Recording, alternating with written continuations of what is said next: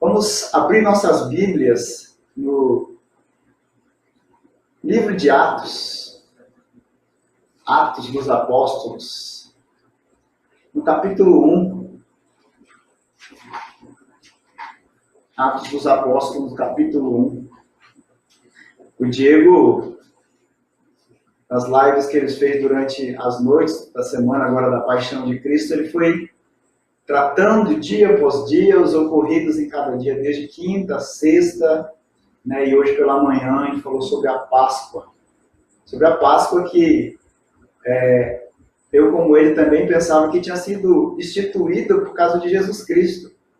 Né? Quando a gente é criança, eu que venho nasci e lá evangélico, fui carregado desde o 0 ano para a igreja pela minha avó, mas vivi um contexto evangélico católico muito forte.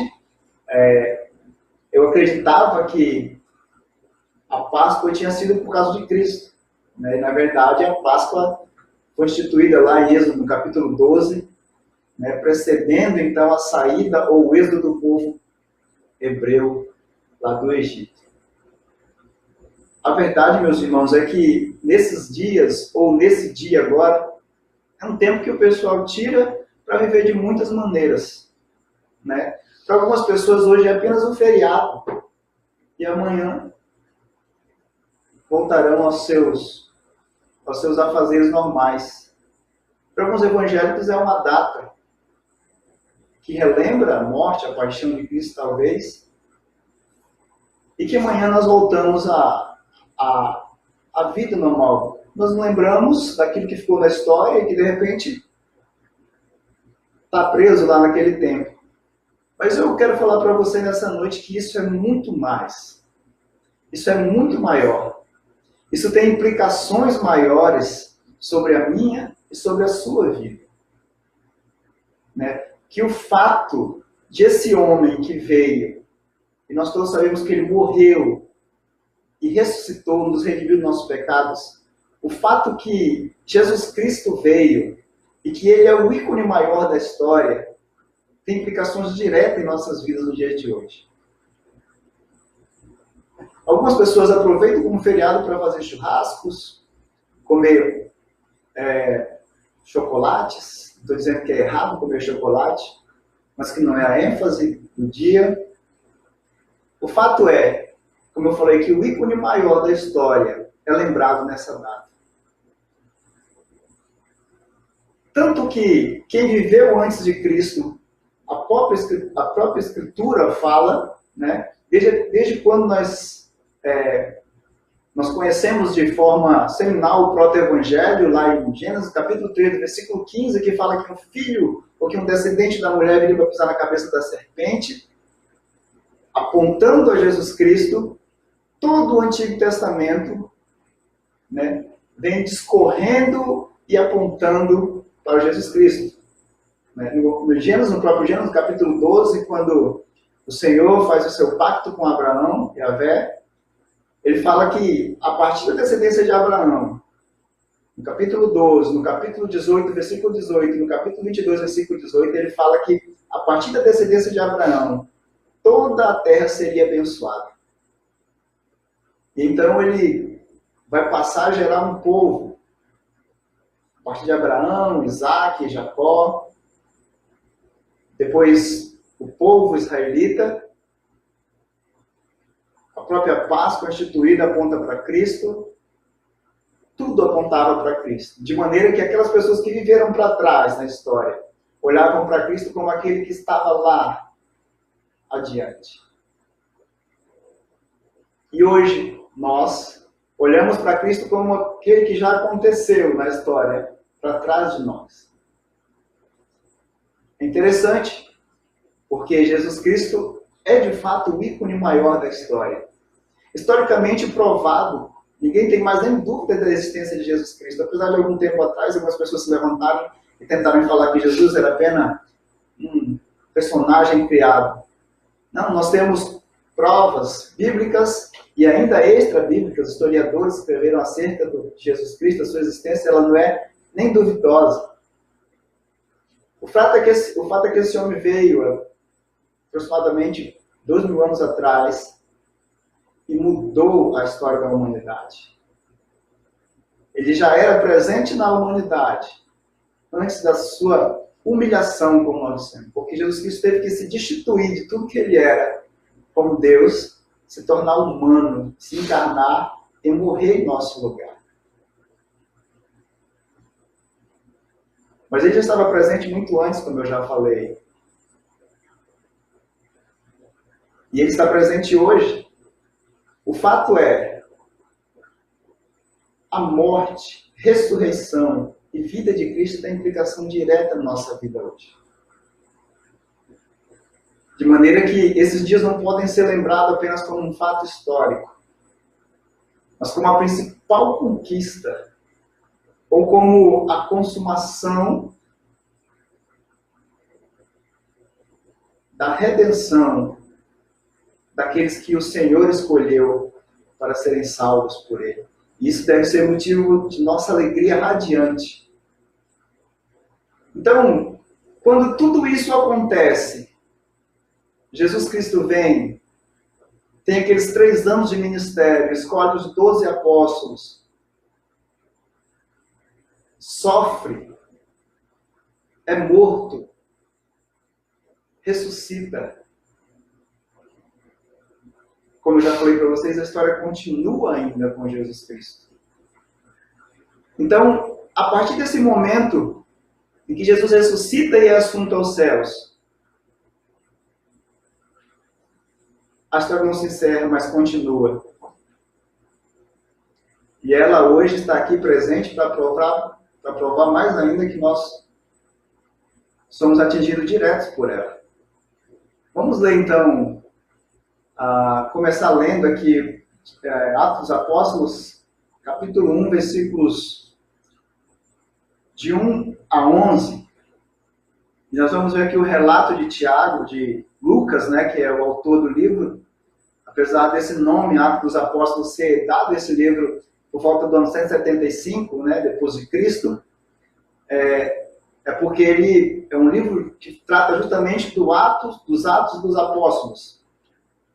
Lucas escreve primeiro o Evangelho de Lucas, né, como ele vai bem relatar aqui, escrevi o primeiro livro, ó Teófilo, relatando todas as coisas que Jesus começou a fazer e a ensinar. Então ele está falando aqui do Evangelho de Lucas, que ele também endereça a Teófilo, que provavelmente seja um gentio convertido ao cristianismo, a quem Lucas endereça o Evangelho, tanto como também o livro de Atos, né? Mas ele fala assim, relatando todas as coisas que Jesus começou a fazer e a ensinar. Ainda que não seja possível ele ter relatado todas as coisas que ele fala aqui, tudo o que ele relata é o que realmente Jesus fez e aconteceu de fato. Apesar de João, no final do seu livro, né, falar que há porém, você vai ver um versículo antes aí, que há porém muitas outras coisas que Jesus fez, sem que todas elas fossem relatadas, uma por uma, né? Creio que nem no mundo inteiro caberiam os livros que seriam escritos, né, pelos atos de Jesus. Ele fala a Teófilo aqui, olha, eu escrevi o primeiro livro para relatar o período em que Jesus esteve na Terra. E o que ele começou a fazer e a ensinar. Até o dia em que, depois de haver dado mandamentos por intermédio do Espírito Santo aos apóstolos que escolheram, foi elevado às alturas. A este também, depois de ter padecido, se apresentou ao vivo, com muitas provas incontestáveis, aparecendo-lhes durante 40 dias, e falando das coisas que concernentes ao reino de Deus. E comendo com eles, determinou-lhes que não se ausentassem de Jerusalém, mas que esperassem a promessa do Pai, a qual disse ele, de mim ouviste. Porque João, na verdade, batizou com água, mas vos batizareis com o Espírito Santo, não muito depois desses dias. O prólogo do livro vai falar daquilo que ele está fazendo uma transição do livro, do primeiro, do Evangelho de Lucas, para o livro. O fato é que ele vai falar assim, depois que Jesus Cristo veio, fez tudo o que fez, agora ele passa a ensinar nos 3 anos ele já tinha ensinado, mas nesses 40 dias em que ele ficou ressurreto, depois que ele sofreu, ressuscitou, ele ainda ficou 40 dias com os apóstolos instruindo. E é interessante, no primeiro versículo, ele falar que aquilo que ele começou a fazer e a ensinar. Jesus Cristo começou a fazer e a ensinar. E ainda está fazendo. Ainda está acontecendo. Por isso que eu falo que isso nos atinge de maneira direta. Porque a história não termina. A missão e os fazeres e aquilo que ele veio instaurar, que é o fato do reino de Deus, depois de Mateus, que é quem usa por cerca de 50 vezes a citação reino dos céus, e aí isso tem uma diferença básica de Lucas, que usa por volta de 30 vezes reino de Deus, é que um semita jamais pronunciava o nome do Altíssimo, então Mateus fala o reino dos céus, porque não pronuncia-se o nome do Altíssimo. Jesus veio instaurar o reino e ele ainda continua em processo de instauração, e esse reino é daqueles que nós acreditamos que nós que somos chamados, eleitos, escolhidos por Deus, ainda fazemos parte.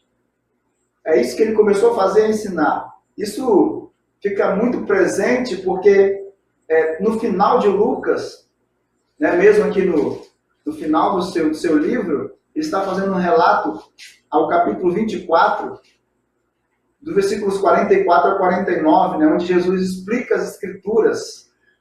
Né?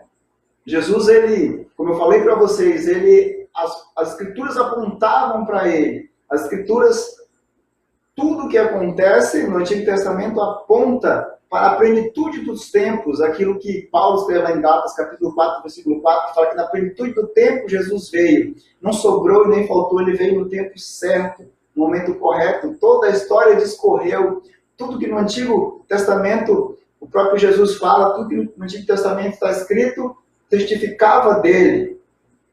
E por isso, né, em João, no capítulo 5, versículos 39 a 37, onde o Senhor fala aos escribas e fariseus, né, que examinavam a Escritura, buscavam a fundo as Escrituras, não estavam tão cegos espiritualmente que não conseguiram perceber que Jesus era o Filho de Deus. É ali que ele fala: vocês não veem que toda a Escritura testifica a meu respeito? João, no capítulo 5, então, com ênfase no versículo 39, né? Examinai as Escrituras, porque julgais ter nela a vida eterna, e são elas mesmas que testificam de mim. A gente tem que lembrar aqui que, naquele tempo, eles só tinham o Antigo Testamento, e não o Novo. O Novo está sendo redigido, ou ainda memorizado para ser redigido. O fato é que a Escritura toda apontava para Jesus Cristo, e é isso que ele veio começar a fazer e a ensinar. Ele veio instaurar o reino e ensinar que ele era o Filho de Deus, que ele é o Filho de Deus, o prometido, aquele que restauraria a linhagem de Davi, aquele que nasceria da Virgem, conforme Isaías, capítulo 7, aquele sobre o qual Isaías fala do servo sofredor, no capítulo 53, aquele do qual Isaías fala, Isaías 9, no versículo 6, maravilhoso, conselheiro, Deus forte, o Pai da eternidade, o príncipe da paz. Esse é o Senhor. A história não cessa, ela continua e ele continua sendo o Senhor. Irmãos, amanhã é um dia da gente ter uma nova oportunidade. Hoje a gente lembra na história quem foi Jesus. E o que ele fez por nós. Como ele morreu para nos salvar.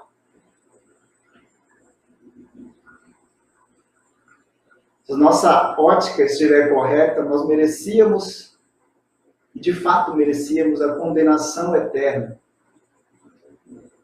Eu acho maravilhoso quando Lucas é o único evangelho que narra a história que Jesus está apregado na cruz entre os dois malfeitores. E um olha para Jesus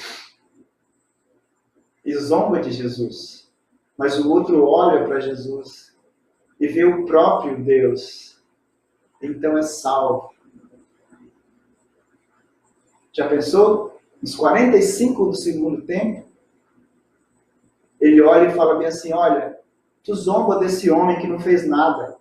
Nós merecemos o castigo pelos nossos atos, mas esse homem, justo, não fez nada de errado, está sendo condenado. Assim somos nós, irmãos. Se nós parássemos e olhássemos, nós merecemos todo o castigo pelos nossos atos. Porque eles não são nada bons. Nada que brote do nosso ser, da nossa natureza, que é inclinada para o mal. A não ser que o Espírito Santo nos transforme, nada de bom pode sair de nós. Mas ele vai continuar falando ainda sobre Jesus. Falando, olha, ele padeceu, ele sofreu, e ressuscitou, passou 40 dias com os apóstolos. Tem provas aí incontestáveis, né? Tem gente que defende muito bem isso. Tudo que aconteceu, e no momento que aconteceu, provam a veracidade de Jesus. Primeiro pelo fato de as testemunhas de que viram a ressurreição eram mulheres, as testemunhas de mulheres não eram válidas. Primeiro e depois porque a maneira como os apóstolos morreram, se fosse para defender uma propaganda falsa, se fosse algo que não valia a pena crer, eles tinham caído fora. Eles não tinham ficado. Mas o que isso implica em mim e você? Por que nós também fomos atraídos da mesma maneira e acreditamos que, apesar de perder a vida desse mundo, nós temos uma vida garantida eternamente? Lá em Mateus 28, quando o Senhor, antes de ser assunto aos céus, ele fala aos discípulos, olha, todo o poder me foi dado, nos céus e na terra. Para vocês eu tenho uma missão. Ide por todo mundo, pregai o evangelho a toda criatura. Ele comeu com eles, depois de ressurreto, né? E pediu para eles que eles não se assentassem em Jerusalém. Afinal, ele promete, né, um novo Consolador, que seria o Espírito Santo. E a partir do versículo 6, vai falar da ascensão de Jesus. A maneira como Jesus subiu. Então, os que estavam reunidos lhe perguntaram, Senhor, será este o tempo em que restauras o reino de Israel?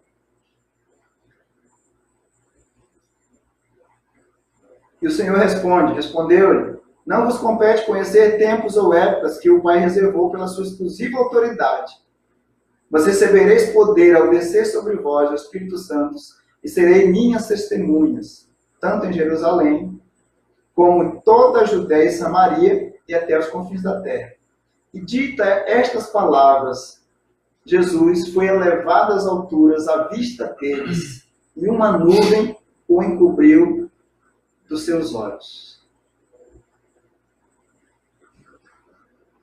Irmãos, depois que Jesus, ou no momento em que ele vai ser assunto aos céus, ele dá toda a sua palavra, todo o seu ensinamento, que ele já tinha dado no decorrer de 3 anos, e depois ele continua nesses 40 dias falando com os discípulos, eles ainda, aparentemente, não tinham entendido.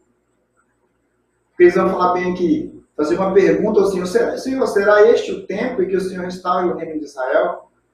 Parece que aquela mentalidade de um Deus estatal, de um Deus que era exclusividade única do povo judeu, de um Deus que talvez na missiologia eles não tivessem compreendido quem era o Deus que os escolheu.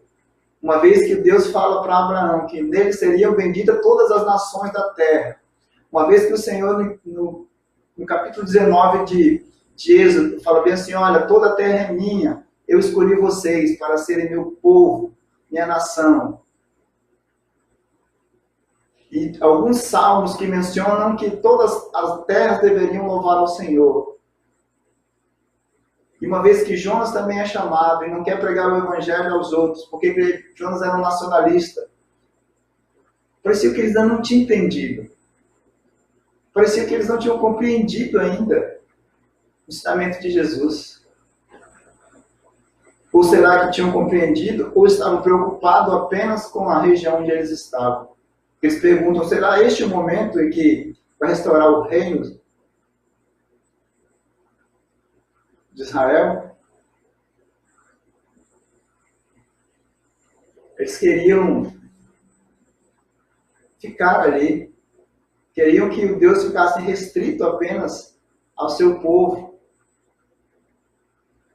Mas o Senhor fala para eles, olha, não compete a vocês conhecer tempos ou épocas que o Pai destinou, né, pela sua própria vontade. Irmãos, algumas vezes nós paramos para ficar especulando as coisas. Ficar pensando, ficar sondando o futuro, aquilo que não nos pertence. Ficar pensando em como será daqui a algum tempo. Algumas vezes nós paramos para ficar preso no tempo do passado. Mas o Senhor fala para eles, olha, Deus é quem sabe. E interessante que Jesus não fala que ele não sabe. Ele fala discípulo que Deus é quem escolheu, não responde aquilo que eles queriam tanto ouvir. Mas o fato é que ele fala, olha, para vocês,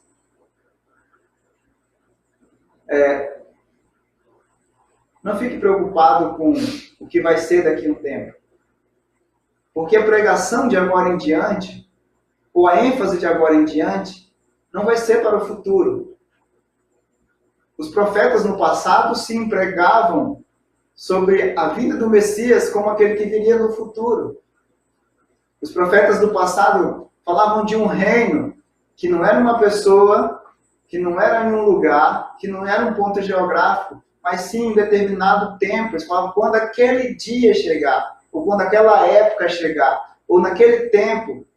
Dessa forma, Jesus era pregado no futuro. Mas agora, Jesus fala bem assim, vocês vão receber poder. O Espírito Santo vai descer sobre vocês, e vocês serão minhas testemunhas. Vocês vão falar de mim.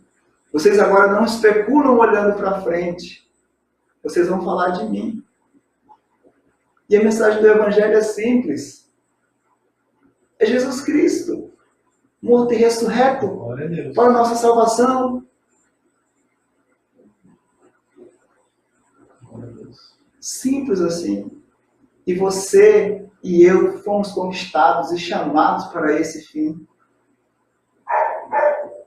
Não fiquemos especulando, mas cumprimos a nossa missão. Vocês serão as minhas testemunhas. Não só em Jerusalém. Não vai ser restrito apenas a um lugar, mas agora vai se expandir para a Judéia, Samaria e até os confins da terra. Ele conquistou o direito na cruz, queridos. E nós pregamos hoje olhando para Jesus Cristo no passado, mas tão presente como no futuro. Nós agora não estamos em meras especulações, nós somos agora tão responsáveis porque nós sabemos que a Bíblia antes de Cristo apontava para Cristo. E hoje nós estamos daqui olhando para Cristo como aquele que já aconteceu e que de fato existiu. Nós temos uma missão. Se você é de fato filho de Deus, escolhido pelo Senhor, você tem anseio por pregar a palavra do Senhor. Você tem anseio pela sua missão de filho de Deus. É nisso que implica a morte e a ressurreição de Jesus Cristo.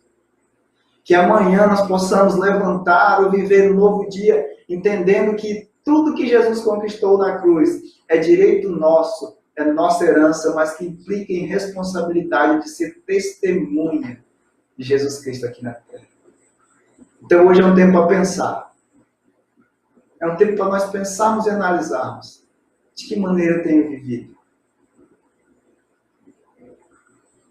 Irmãos, muitos têm me entristecido, porque a gente está vivendo um tempo em que as igrejas estão, pelo menos antes desse fenômeno todo do coronavírus, a gente vivia um tempo que as igrejas estavam abarrotadas de pessoas, todo domingo, movimentação nas cidades, principalmente brasileira, de gente indo para as comunidades, para os cultos. E a gente nunca viu uma sociedade, as famílias tão destruídas. Tanta doença de ordem psicológica. Nunca se frequentou tanto templos. Nunca se esteve tão vazio de evangelho. Parece que a morte de Jesus Cristo não acertou em cheio ainda alguns corações. O propósito da sua morte e ressurreição, as suas conquistas, não preencheram os corações. É um tempo para me pensar amanhã, quando eu levantar e pensar de que maneira eu tenho vivido minha vida. Eu sou um cristão que vai todo domingo para a igreja. Mas de fato eu tenho sido testemunha com meus filhos. Os filhos dos crentes estão se perdendo aos montes. E aquilo que Jesus conquistou na cruz, nós cantamos, é direito nosso, é nossa herança. Irmãos, nós temos que viver como os testemunhas de Jesus Cristo. Porque aquele que veio, existiu, conforme Lucas falou, nesse período de 3 anos, testificou, mostrou e provou que era aquele de quem se falava milhares de anos antes dele. E a gente vai ver aqui que ele escolheu 12 homens. Aqui tinha 11 apenas. Né? Judas já tinha morrido. Escolheu 12 homens. E John Piper fala no livro dele que eram 12 homens extraordinariamente comuns.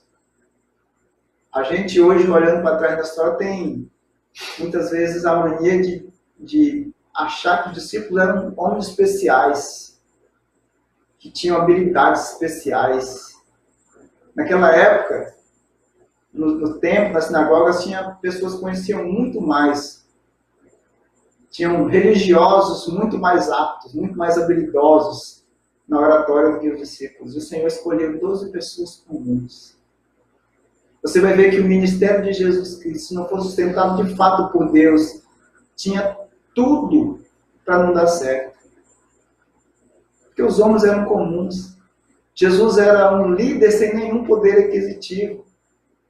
O seu ensinamento era poderoso, os milagres que ele fazia de fato. Mas a partir dali ele começa com 11 homens, 12 homens depois com Matias. Um movimento que mudou a história da humanidade. Ainda que o cristianismo, no período histórico depois dos apóstolos, tenha se perdido um momento ou outro, ele nos atingiu no dia de hoje. Nós temos ciência, consciência. Se nós tínhamos, agora temos, de quem foi Jesus Cristo na história. E então, ditas essas palavras, foi Jesus elevado às alturas, e vi a vista deles numa nuvem que cobriu os olhos. E estando eles com os olhos fitos no céu, enquanto Jesus subia, eis que 2 varões vestidos de branco se puseram ao lado deles. E lhes disseram: varões galileus, por que estáis olhando para as alturas? Esse Jesus que dentre vós foi assunto aos céus, virá do modo como vocês viram ele subir, ou do modo como vistes subir.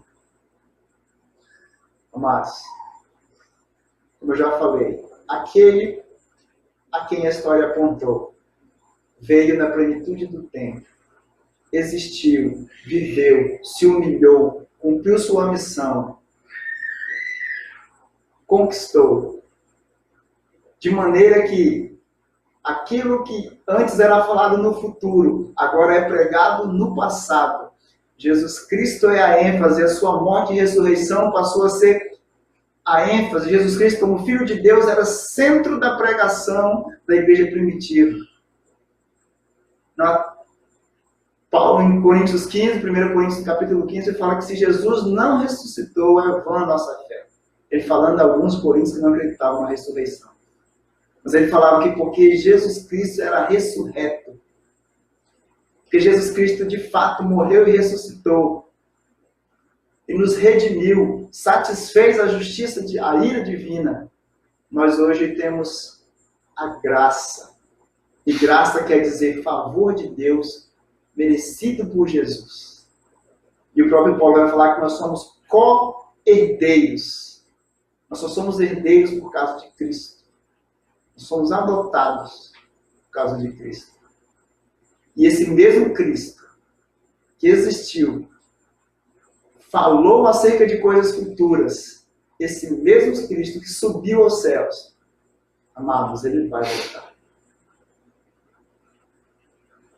Por isso que nós passamos na história, e esse período que estamos vivendo, nós temos que nos cuidar, mas não temer.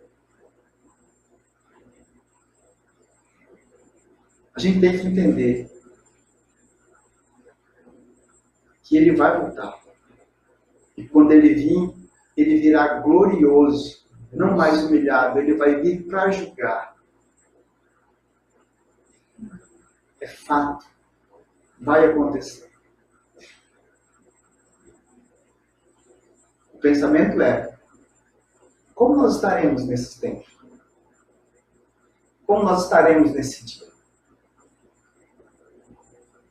Não pense em você que isso vai perdurar até a vinda dele. A minha oportunidade é a sua.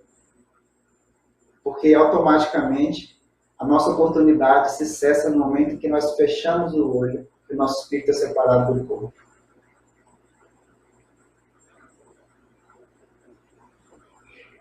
Então pense. Viva como testemunha do Senhor Jesus nos dias agora. Que a Páscoa seja aquilo que te lembra o que ele fez por ti e qual a tua responsabilidade agora diante dele. Que a Páscoa seja vista como a maior conquista que o Senhor conquistou, mas que te atingiu diretamente. E que nós possamos viver pregando aquele Cristo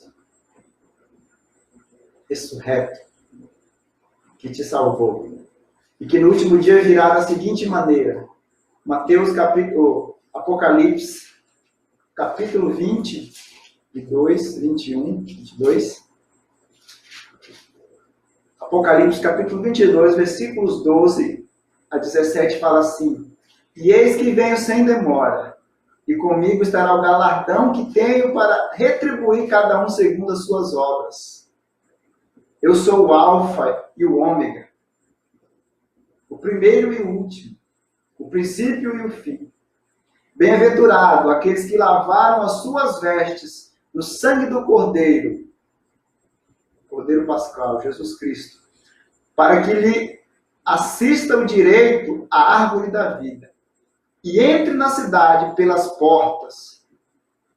Fora ficarão os cães, os feiticeiros, os impuros, os assassinos, os idólatras e todo aquele que ama a prática da mentira. Eu, Jesus, enviei o meu anjo para vos testificar estas coisas às igrejas. Eu sou a raiz e a geração de Davi, a brilhante estrela da manhã. O Espírito e a noiva dizem: vem. Aquele que ouve, diga: vem. Aquele que tem sede, venha. E aquele a quem quiser, receba da graça e a água da vida. Ele já existia antes da fundação do mundo. Ele está presente no Antigo Testamento, em toda a Escritura. Tudo apontava para ele. Ele veio, existiu. se humilhou, cumpriu sua missão, te salvou. E agora, as tuas obras devem testemunhar aquele que te salvou, porque ele vem sem demora. E que esse anseio pela vinda dele seja diário, acompanhado de uma vida santa e que busca cada dia mais a santidade diante desse Deus. De maneira resumida, depois da Páscoa, nos resta viver os ensinamentos de Jesus Cristo. Que Deus abençoe cada um dessa amada congregação. Eu estou ansioso em vê-los. E se Deus tiver misericórdia, já já nós estaremos reunidos lá na nossa congregação. Quero dar um abraço forte a cada irmão, cantar louvores com o meu irmão, né? Conforme a Constituição da Igreja Presbiteriana fala que em tempos difíceis, né, a igreja tem que jejuar, orar, interceder pela nação. Mas quando isso é passado, né, tem que ser também acompanhado de ações de graça. Então, somente isso passado, nós possamos nos reunir para agradecer a Deus pelo livramento. Vamos orar ao Senhor? Senhor, eu louvo o teu nome, Pai amado.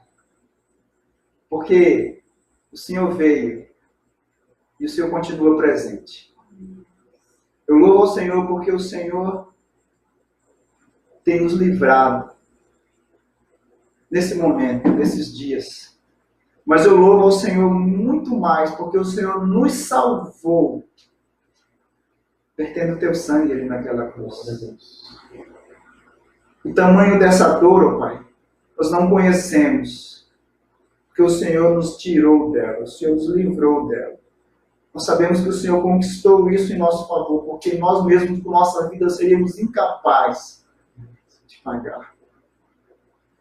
Que os teus filhos, escolhidos pelo Senhor, ouvindo a tua palavra, possam ter um contato e um encontro direto com o teu Espírito Santo, sendo tocados e lhe abertos os corações, e que se tornem testemunhas do Senhor, viventes numa vida santa, glorificam e elevam o teu reino.